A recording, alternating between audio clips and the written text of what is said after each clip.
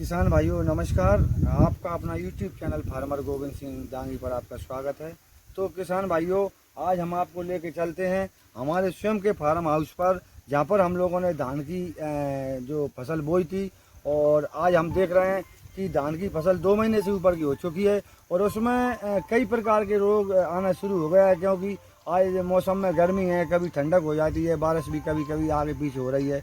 तो इस वजह से धान में कई प्रकार के रोग जो आपके सामने आ रहे हैं, उस रोगों के निरीक्षण के लिए आज हम अपने और हमारे एरिया, जो मेरा गांव संगेश और पचौली के बीच में हमारा जो फार्म हाउस पड़ता है, दोनों गांवों के एरिया में जो अधिक धान की एरिया जो किसानों ने लगाया गया है, तो उसके निरीक्षण के लिए हम बायो एमडी कोल कंपनी के बहुत बड़े मैनेजर अधिकारी को निरीक्षण के लिए लाए हुए हैं।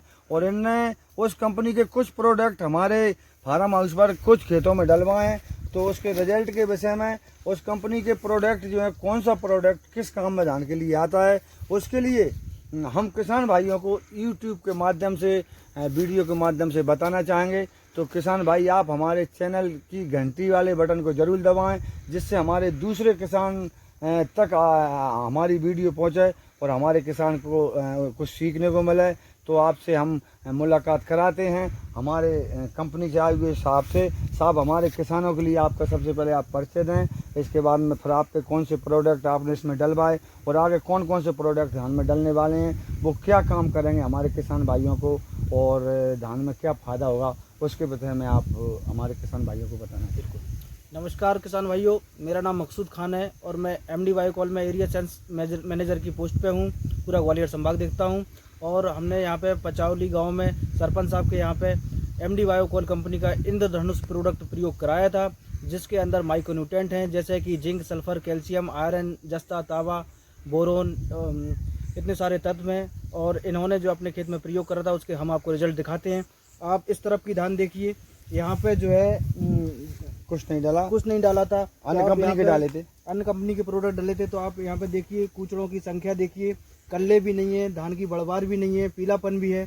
और यहाँ पे बगल वाले फार्म पे इन्होंने इंद्रधनुष का प्रयोग करा था, जिसमें जो है धान में कल्लों की संख्या भी अधिक है और हरापन भी है, पत्ते चौड़े हैं।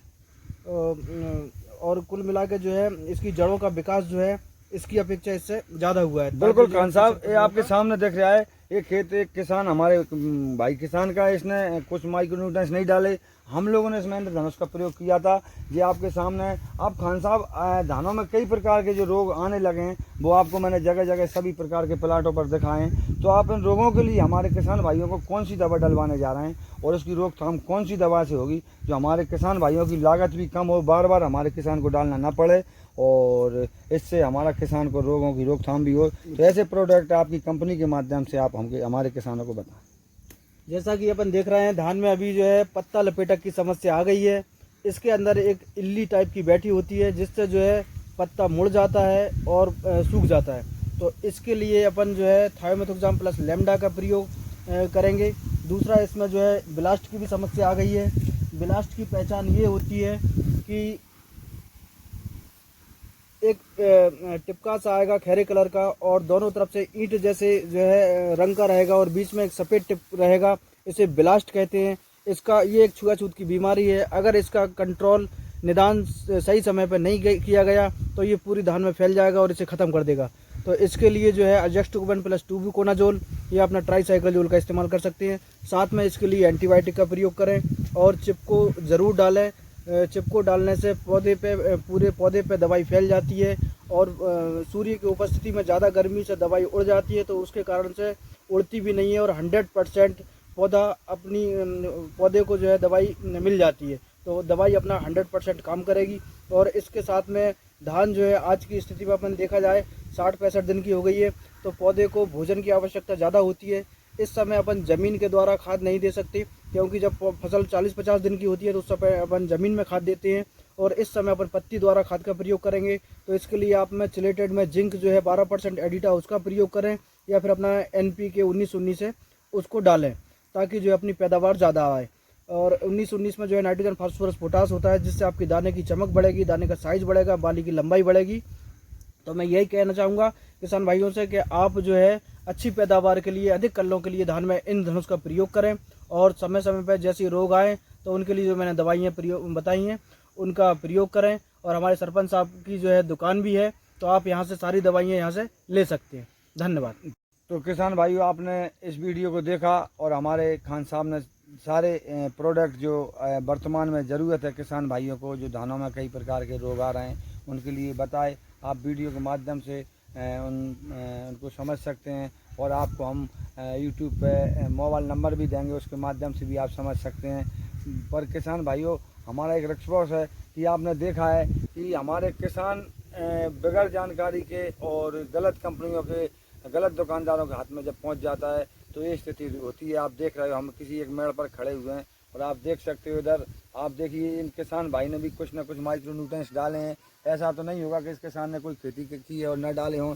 और आप इस एरिया में देखिए, इसमें बायो एमडी कंपनी का जो प्रोडक्ट डाला है वो आपके सामने है।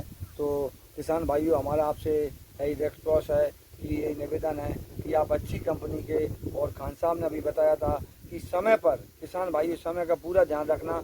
कोई बीमारी के लक्षण जब थोड़े ही दिखें तो उस समय हमारा किसान सतर्क हो जाए और अपने धान में उस बीमारी की दवा का डालने का जल्दी से जल्दी प्रयोग करें। तो हम आपको चैनल के माध्यम से बताने जा रहे हैं।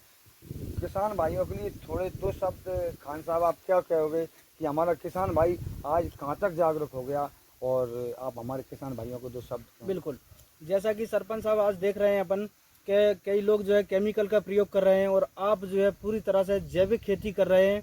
तो जैविक से ये है कि केमिकल एक तो अपनी ज़मीन को बंजर बनाता है और अपना जैविक जो है ज़मीन को बंजर नहीं बनाएगा। बहुत बढ़िया खान साहब। तो और दूसरा, केमिकल जिस फसल में भी डलता है और उसका दाना जो हम खा रहे हैं तो कहीं ना कहीं से हमें किसी भी प्रकार से नुकसान करता है। तमाम प्रकार की बीमारी, जैसा कि आज कैंसर है, ऐसी भयानक बीमारियों का जो है जन्म केमिकलों के कारण हो रहा है। तो मैं किसानों से यही कहना चाहूँगा कि ज़्यादा से ज़्यादा जैविक प्रोडक्टों का प्रयोग करें अपनी फसल में, और अपना जो है देश के लिए जो है कुछ करने का अगर समय है तो यही एक सबसे बेस्ट माध्यम है, ताकि हम जो है एक विकास कर सकते हैं।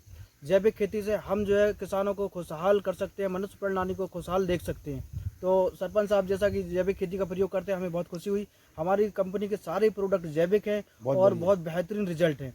तो आप इसका बेझिझक प्रयोग करिए, आपको उत्पादन भी अच्छा आएगा और अपन किसी भी प्रकार की अपनी ज़मीन के खतरे से जो है बच सकते हैं। अपनी ज़मीन बीमार नहीं होगी, बंजर नहीं होगी।